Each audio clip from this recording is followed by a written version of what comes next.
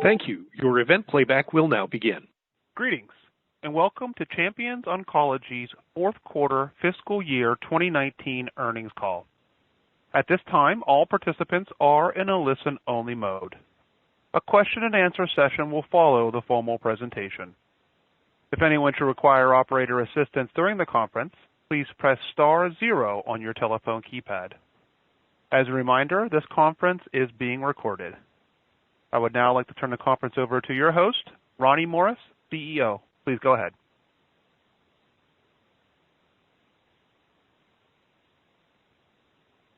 Good afternoon. I am Ronnie Morris, CEO of Champions Oncology. Joining me today is David Miller, our Chief Financial Officer. Thank you for joining us for our quarterly earnings call. Before we begin, I will remind you that we'll be making forward-looking statements during today's call and that actual results could differ materially from what is described in those statements. Additional information on factors that could cause results to differ is available in our Forms 10-Q and Form 10-K. A reconciliation of non-GAAP financial measures that may be discussed during the call to GAAP financial measures is available in the earnings release. Overall, we had another good quarter, and the theme for this call will be similar to prior calls as we continue to execute on our strategies and update you on the results. We had a record-breaking quarter with revenue reaching $9 million for the first time. Excluding stock-based compensation and depreciation, we recorded net income of approximately $900,000. Bookings in both our core products and new product launches continued to strengthen, setting the stage for continued revenue expansion in the quarters ahead. As most of you know, we launched our regulatory clinical flow cytometry services a couple of quarters ago, and to date we have not yet signed our first study. However, our pipeline of opportunities in GCLP flow is growing, and we are encouraged by the level of interest in the early stages of this product launch. We have had multiple pharma companies give us positive feedback after inspecting and auditing our facilities, and as a result have added us to their preferred vendor list. This will enable us to bid on their future regulatory flow cytometry opportunities. While we understand there is anticipation for immediate results, we reiterate that we are building an impressive pipeline of opportunities, we are increasing our flow sales force, and we are confident it will lead to signed studies in the coming months. We have also realized an unintended positive benefit. While we have been aggressively marketing our GLP flow cytometry services, which highlights our state-of-the-art equipment and operational excellence. As a result of these efforts, we have seen an approximate 40% increase in our preclinical flow cytometry services, leading to larger studies in our core preclinical business. We look forward to additional growth in both preclinical and clinical flow over the coming quarters.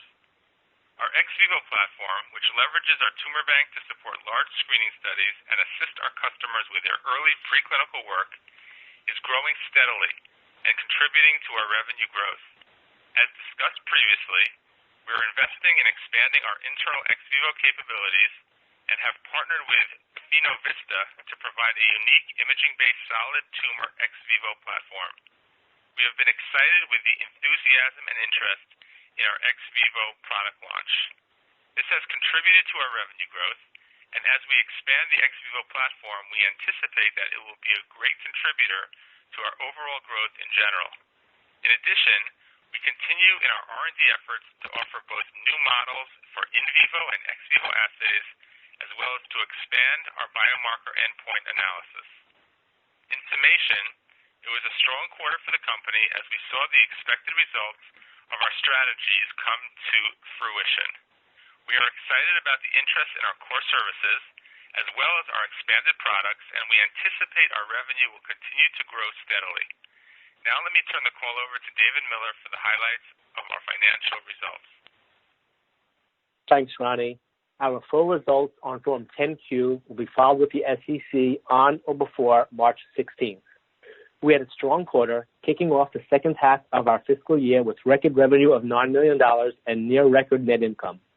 Our revenue increased by $2.6 million, or 40%, compared to the year-ago period. Excluding stock-based comp and depreciation, we recognized a gain of approximately $900,000 compared to a gain of $91,000 in the year-ago period. Including stock-based comp and depreciation, we recognized a gain of $430,000 for the quarter compared to a loss of $370,000 in the year-ago period. Focusing as we do on costs excluding stock-based comp and depreciation, our gross margin for the third quarter was 52% compared to 47% for the same period last year, with cost of sales increasing by $900,000. The increase is mainly attributed to the revenue growth and continued expansion of studies in process. R&D expense was approximately $1.4 million compared to $1.3 million in the year-ago period. We increased our R&D investment to continue growing our tumor bank, along with expanding the capabilities of our in vivo and ex vivo platforms. This investment allows us to design and provide pharma the tools to run increasingly complex studies. Sales and marketing expense was $1.2 million compared to $826,000 in the year-ago period. The increase was mainly due to compensation expense in the form of salaries and commissions. We expanded our business development team to penetrate deeper into existing territories as well as opening up new geographies and product lines. Additionally, as discussed on our prior earnings call, we adjusted our methodology for accruing commissions by allocating these costs over the course of the year. Historically, commissions were heavily weighted in our fourth quarter. This accrual, combined with commissions earned on robust sales, contributed to the increase. Over the coming quarters, we intend to continue to grow our business development team to capture more market share as well as explore other strategic opportunities.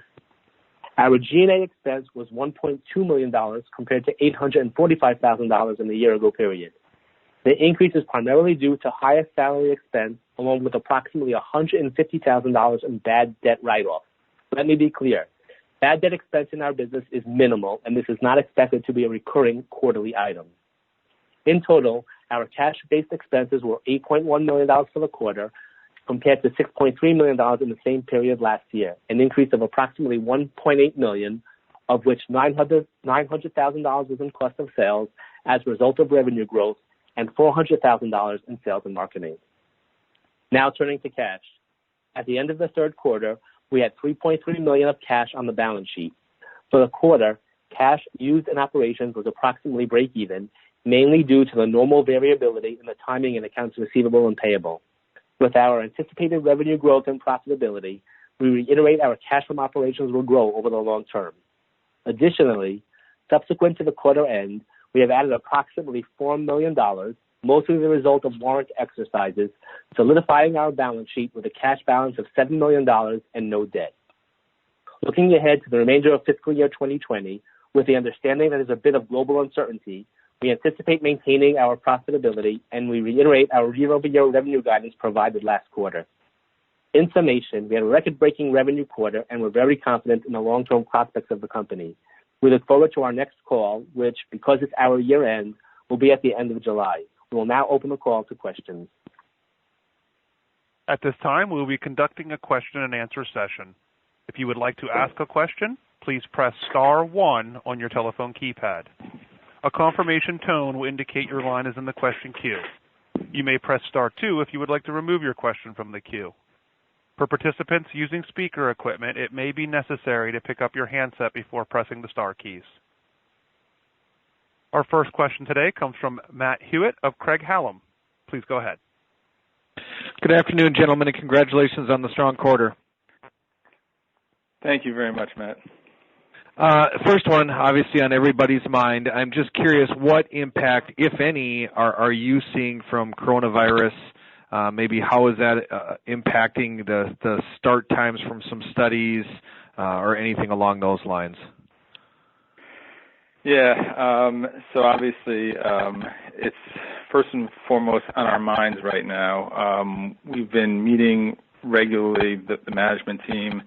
As it stands right now, we are fully operational. We have sent all non-lab employees to work remotely just so that we won't have an increased risk of exposure to the other essential employees that work in the lab. We've increased our vigilance for hygiene and lab sterilization with more frequent cleanings and obviously all the other hygiene improvements that we've been able to do. We are closely monitoring the situation. It's hard to know what the full exposure is, Matt. Obviously, things change on a daily basis. As it stands right now, we haven't seen a letdown in our bookings, and as long as we can keep our lab healthy, we have ordered a couple of months of supplies in advance. So in case there's a supply chain issue, we're well compensated for that. But what we're really monitoring is just the extent of the spread of the disease and whether it will impact the operations of the workforce within our lab operations. And that's something we're monitoring. We're working very hard to reduce the risk of exposure, but we'll only know in the next couple of weeks or months. There was one supplier of mice of ours that comes from China that impacted that. It wasn't a very large supplier, so might impact revenue a little bit, but for the most part, up until now, we haven't been impacted, but, it's just starting, so we'll have to keep you posted on that. Along those lines, I had seen some articles talking about the I think it's, and correct me if I'm wrong, but the ACE2 mice and how those are in very short supply. I don't correct me if I'm wrong, but I don't think you guys work with those types of mice, correct? We don't. Correct. Okay. All right. Well, thank you for the color on the virus. I guess shifting gears a little bit, you commented in the press release and then in your prepared remarks regarding adding to the sales and biz dev headcount. Where does that sit now, and where do you see that going over the next year? So over the last 6 months, we've roughly increased our headcount by about a third, about 30%. We feel like there's a lot of opportunity out there, and we feel like that we're going to continue increasing our business development headcount. So I don't know the exact number yet, but we feel like there's an opportunity out there. We continue to grow our bookings, and while we have an increase of demand, and one of the things we've been doing, as you know, is we've also been increasing the products and the services. So that also leads to a demand of needing more salespeople because we're doing more work and we're doing deeper work with more pharmaceutical companies. So for the past 6 months, I'd say it's about 30%. That includes a bunch of geographies as well as just going deeper in the areas that we're currently at. Got it. Okay, and then maybe last one, and I'll hop back in the queue. Thank you for the update on flow cytometry and the incremental color that you provided as far as some of those pharma customers have come in, inspected, you're now on their approved list. Any additional color that you could provide as far as how frequently are those types of opportunities coming up for bid? Do you have any sense for how frequently that occurs and when?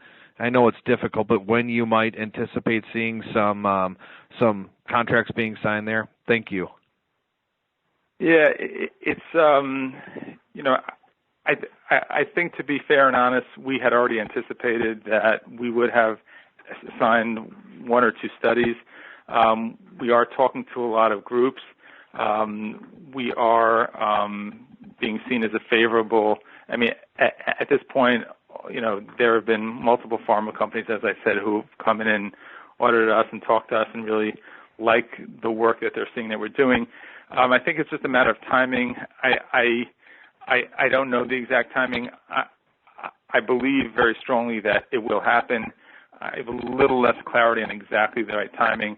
I do believe in the next couple of months we will get our first signed contracts, but stay tuned for that. Understood. Thank you. Once again, if you would like to ask a question, please press star, then 1 on your telephone keypad. One moment, please, while we pull for questions.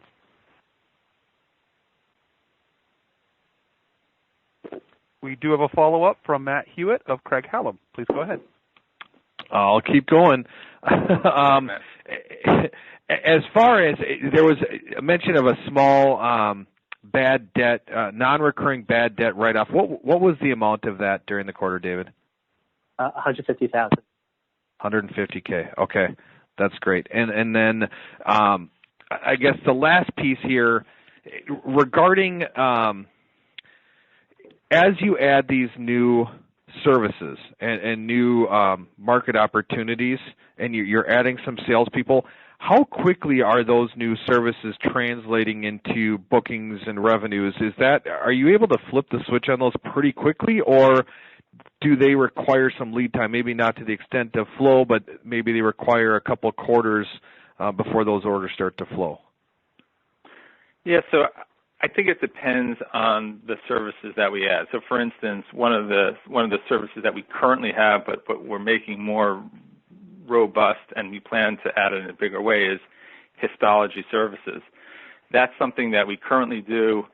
Our partners, pharma customers and partners utilize that, and that once we roll out the more robust platform, probably the next couple of months, that we see almost an immediate impact. Ex vivo was similar. Once we had, obviously the ex vivo platform is not just one assay; it's going to be multiple assays. But once we had one or two assays that were ready to go, the implementation and the execution was almost immediate, 1 or 2 quarters. When we talk about winning bids for clinical studies, I think it's just a longer period of time because we're attaching ourselves to a clinical trial. There's a lot more regulatory hurdles that we have to go through, and so there's a lot more auditing and investigating our capabilities. And quite frankly, a lot of the companies had previous relationships. So in that respect, we were kind of breaking into a new area. Whereas in the preclinical space, when we add new services, and a lot of the new services that we're adding are just biomarker analytes or other ways that we can measure things within cells or expression levels. So those that come off a preclinical study, those that we will be adding, we see a much quicker and a faster path to the commerciability and revenue. Understood. All right. Well, thank you for that color. Thanks, Matt. There are no additional questions at this time. I would like to turn the call back to Ronnie Morris for closing remarks. Great, thank you. So I guess, just to sum it up, we had a really nice quarter. We continue to be really excited about what's happening at Champions Oncology. We're building off an exciting platform with really exceptional people, great science, and we just are excited to continue this, and we look forward to talking to everybody on our next quarterly call. And in the meantime, hopefully by the time our next quarterly call comes out, the world will be in a more stable place. So appreciate it. Have a good evening, everybody, and we appreciate you coming on our call. Thank you. This concludes today's conference. You may disconnect your lines at this time. Thank you for your participation. The event playback has concluded. Thank you